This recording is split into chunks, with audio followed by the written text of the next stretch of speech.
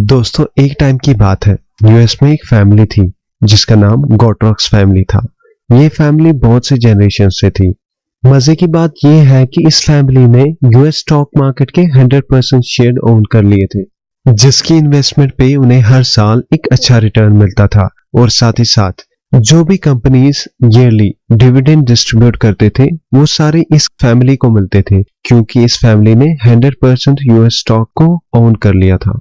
दोस्तों कुछ कंपनीज ऐसी होती हैं जो अपने प्रॉफिट में से कुछ प्रॉफिट का हिस्सा अपने शेयर होल्डर्स में डिस्ट्रीब्यूट कर देते हैं और उस प्रॉफिट के हिस्से को डिविडेंड कहा जाता है। स्टॉक रिटर्न्स और डिविडेंड्स की हेल्प से गॉट्रॉक फैमिली के सभी मेंबर्स बड़ी तेजी से अमीर बनते जा रहे थे। कुछ टाइम बाद कुछ हेल्पर्स जिन्हें की स्टॉक की नॉलेज थी वो गॉट्रॉक फैमिली के कुछ कजन से मिले। उन्होंने उन्हें बताया कि वो उन्हें सजेस्ट कर सकते हैं, एडवाइसेस देख सकते हैं, जिससे वो स्टॉक्स में ज्यादा रिटर्न पा सकते हैं बाकी फैमिली मेंबर्स की तुलना में। इन हेल्पर्स ने जैसे तैसे इन कजन्स को कन्विंस कर लिया और उन्हें मोटिवेट किया कि वो कुछ कंपनीज के शेयर्स अपने बाकी फैमिली मेंबर्स को सेल कर दे और उसके रिटर्न में उनसे कुछ कंपनीज के शेयर्स को बाय कर ले। अब इन हेल्पर्स ने सभी ट्रांजैक्शन को मैनेज करना शुरू कर लिया और एज ए ब्रोकर वो इन कजन से कमीशन लेते रहे। इस सब के बाद अब ये देखा गया कि इस फैमिली की वेल्थ बहुत ही स्लो ग्रो होने लगी। इसकी वजह ये थी कि जो भी अब डिविडेंड्स आ रहे थे उसमें से आधा हिस्सा ये हेल्पर्स ले रहे थे एज ए कमीशन। कुछ टाइम के बाद चीजें वर्स होने लगी, क्योंकि जब भी वो स्टॉक्स बेच रहे थे तो कैपिटल गेन्स पे उनका टैक्स भी लगता था, जिससे इस फैमिली की वेल्थ में और गिरावट आ गई। इन कजन्स ने जल्दी रियलाइज किया कि उनके प्लान की वजह से कुछ और हेल्पर्स को भी हायर कर लिया। तो इस बार अब चीजें और ज्यादा वर्स होने लगी, क्योंकि इन ब्रोकर्स ने स्टॉक ट्रांजैक्शंस को इंक्रीज कर दिया, जिससे और ज्यादा टैक्सेस और कमीशन चार्ज होने लगे। साल खत्म होने के बाद जब इस फैमिली ने अपने स्टॉक्स के रिटर्न्स को रिव्यू किया तो देखा कि परफॉर्मेंस में और ज्यादा गिरावट आ गई है और साथ ही साथ जो डिविडेंड्स में उनको पैसा आ रहा था वह ब्रोकरेज और टैक्सेस में जा रहा था। अब इस फैमिली ने मीटिंग बुला ली जिसमें वो ये डिस्कस करने लगे कि पहली बार में वो इस वजह से फेल हुए क्योंकि उन्होंने स्टॉक्स को सही से पिक नहीं किया। दूसरे टाइम पे वो सही स्टॉक मैनेजर्स को पिक नहीं कर पाए। इस बार उन्होंने दोबारा से डिसाइड कर लिया कि हम कुछ और स्टॉक प्रोफेशनल्स को हायर करते हैं। इन प्रोफेशनल्स ने गॉट्रॉक फैमिली को एश्योरेंस दिया कि उनकी सुपरविजन में उन्हें अच्छे रिटर्न्स देखने को मिलेंगे, बट अनफॉर्चुनेटली ग्रोथ दोबारा से नीचे आ गई। अब सिचुएशन अलार्मिंग थी और पूरी गॉट्रॉक फैमिली बहुत ही परेशान थे, तो वो दोबारा से सभी एक साथ मिलके बैठे और चीजें डिस्कस करने लगे। जब ये फैमिली इस सिचुएशन को आपस में डिस्कस कर रहे थे तो उसके दौरान उनके एक अंकल ने उनसे कहा कि अभी तक जो भी हम पैसा चाहे ब्रोकर्स को एज अ कमीशन फी दे रहे थे या हम टैक्सेस दे रहे थे वो डायरेक्टली हमारी अर्निंग से निकल रहा था। उसने अपनी फैमिली से कहा हमें चाहिए कि हम सभी ब्रोकर से जल्दी छुटकारा पाले और दोबारा से वही स्टार्ट करें जो कि हम पहले कर रहे थे, जिससे उन्हें ईयरली अच्छा रिटर्न मिल रहा था और उनकी वेल्थ ग्रोथ रेट भी बहुत तेजी से बढ़ रही थी। फैमिली ने अपनी अंकल की एडवाइस को मान के दोबारा से पहले वाली स्ट्रैटेजी को फॉलो कर लिया। उन्होंने अमेरिका के सभी स्टॉक्स को बाय करके होल्ड कर लिया और उसके बाद उन्हें वैसे ही पहले की तरीके से अच्छे रिटर्न्स देखने को मिले। तो दोस्तों इस स्टोरी से हमें यह पता चलता है कि हमें स्टॉक्स में इन्वेस्ट करके उसे लंबे समय तक होल्ड करना चाहिए और सालों साल आने वाले रिटर्न्स और डिविडेंड्स का लाभ उठाना चाहिए। और इससे साथ ही साथ हमें यह पता चलता है कि हमें फाइनेंशियल असिस्टेंस, कंसल्टेंट्स, ब्रोकर्स की सर्विस को जितना हो सके उतना अवॉइड करना चाहिए। ऐसे लोग खुद का गेन पाने के लिए हमें रेगुलर ट्रांजैक्शंस में इन्वॉल्व कर देते हैं, जिसपे हमें हर ट्रांजैक्शन पे उन्हें ब्रोकरेज चार्जेस पे करने पड़ते हैं और उसके बगैर कैपिटल गेन्स पे हमें टैक्सेस पे करने पड़ते हैं। ओवरऑल हमारे रिटर्न्स में बहुत ज्यादा गिरावट आ जाती है। आज के टाइम पे अच्छी कंपनीज में इन्वेस्ट करके उनके स्टॉक्स को लंबे टाइम तक होल्ड करना और साथ ही साथ जितना हो सके उतना कॉस्ट्स को अवॉइड करने के लिए हमें चाहिए कि हम इंडेक्स फंड में इन्वेस्ट करें।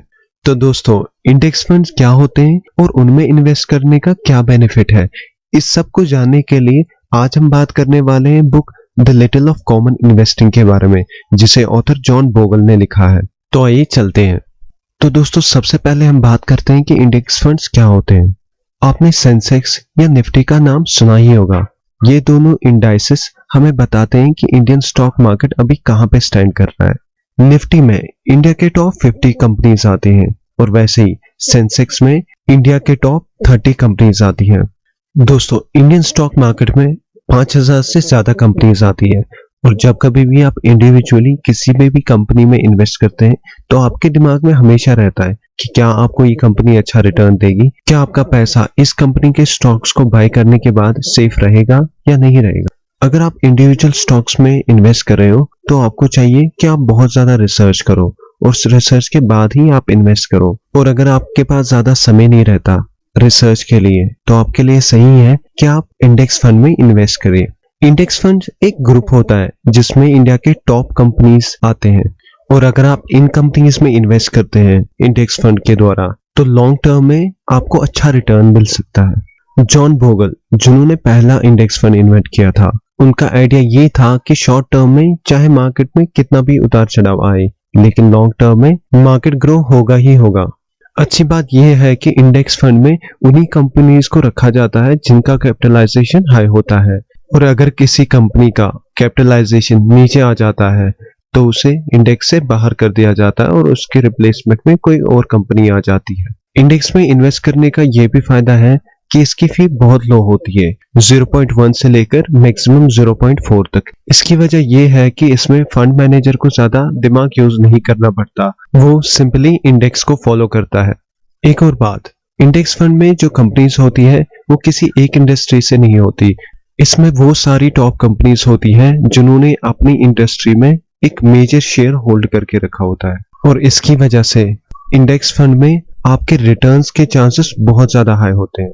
दोस्तों अब हम निफ्टी 50 की एग्जांपल लेते हैं। दोस्तों Nifty 50 index fund top 50 large cap companies को रिप्रेजेंट करता है। इस फंड में आने वाली कंपनीज का 50.54% मार्केट शेयर है और साथ ही साथ ये इंडेक्स फंड अपने इन्वेस्टर्स को 1.41% डिविडेंड्स प्रोवाइड करता है। अब बात करते हैं रिटर्न्स की।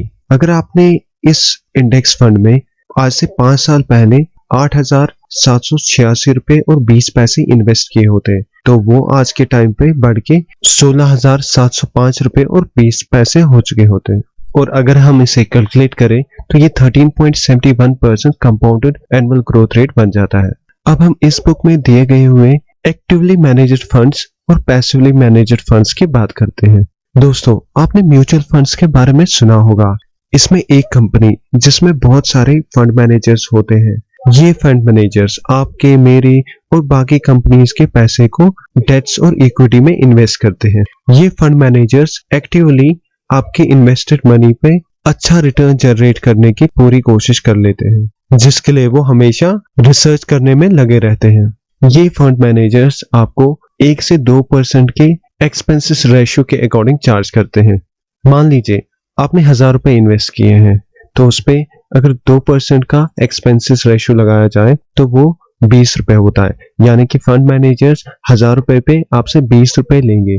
दोस्तों म्यूचुअल फंड्स के एक्सपेंसेस बहुत ही ज्यादा होते हैं और लॉन्ग टर्म में ये बेंचमार्क यानी इंडेक्स से अच्छे रिटर्न्स देने में फेल हो जाते हैं। जॉन बोगल कहते हैं 100 में से खाली 7 या 8 म्यूचुअल फंड्स ऐसे हैं जो कि लॉन्ग टर्म में कंसिस्टेंटली आउट परफॉर्म करते हैं बेंचमार्क से, बट ये पता करना कि वो कौन से म्यूचुअल फंड्स हैं बहुत ही मुश्किल है। और अगर हम पैसिवली मैनेज्ड फंड्स की बात करें तो इसमें फंड मैनेजर को ज्यादा दिमाग यूज नहीं करना पड़ता, वो सिंपली इंडेक्स को फॉलो करते हैं और इसी वजह से इसके एक्सपेंसेस रेशियो बहुत ही कम होते हैं और लॉन्ग टर्म के लिए ये फंड्स अच्छा रिटर्न भी बना के देते हैं क्योंकि ये फंड्स इंडिया के टॉप कंपनीज को रिप्रेजेंट करता है। दोस्तों अब हम कुछ इंडिया के टॉप इंडेक्स फंड्स के बारे में बात करेंगे जिन्होंने पिछले कुछ सालों में बहुत ही अच्छा रिटर्न दिया हुआ है। पहला index fund HDFC index fund direct plan Sensex plan. इस इंडेक्स फंड ने पिछले 5 सालों में 14.15% का रिटर्न दिया है। पिछले 1 साल के रिटर्न की बात करें तो 37.36% का रिटर्न दिया है और इसका एनुअल एक्सपेंसेस रेशियो 0.20% है। दूसरा इंडेक्स फंड है Nippon India index fund direct plan Sensex plan growth. इसने पिछले 5 सालों में 14.13% का रिटर्न दिया हुआ है। पिछले एक साल की बात करें तो 37.2% का रिटर्न दिया है और इस इंडेक्स फंड का एनुअल एक्सपेंसेस रेशियो 0.15% है। बढ़ते हैं तीसरे फंड की ओर, जो कि Tata index fund Sensex direct plan fund है। इस फंड ने पिछले 5 सालों में 14.04% का रिटर्न दिया हुआ है और पिछले एक साल की बात करें तो 36.38% का रिटर्न दिया है और इस फंड का एनुअल एक्सपेंस रेशियो 0.84% है। Fourth, Taurus Nifty index fund direct plan growth. इस इंडेक्स फंड ने पिछले 5 सालों में 13.91% का रिटर्न दिया हुआ है। पिछले एक साल की बात करें तो 41.84% का रिटर्न मिला है। इस फंड के एनुअल एक्सपेंसेस रेशियो की बात करें तो वो 0.91% है। अब बात करते हैं लास्ट इंडेक्स फंड की, जो कि IDFC Nifty fund direct plan growth है। इस इंडेक्स फंड ने पिछले 5 सालों में 13.75% का रिटर्न दिया है और पिछले एक साल की बात करें तो 40.38% का रिटर्न दिया है। इस फंड का एनुअल एक्सपेंसेस रेशियो 0.16% है। तो दोस्तों, ये थे कुछ इंडिया के टॉप इंडेक्स फंड्स जिनमें आप एक्सपर्ट्स की सलाह लेके इन्वेस्ट कर सकते हैं। उम्मीद करता हूं कि आपको आज का ये वीडियो बहुत अच्छा लगा होगा। इस चैनल को सब्सक्राइब करना ना भूलें और साथ ही साथ इस वीडियो को अपने फ्रेंड्स और फैमिली मेंबर्स के साथ शेयर करना ना भूलें। मिलते हैं अगले किसी ऐसे ही वीडियो में, तब तक के लिए बाय बाय।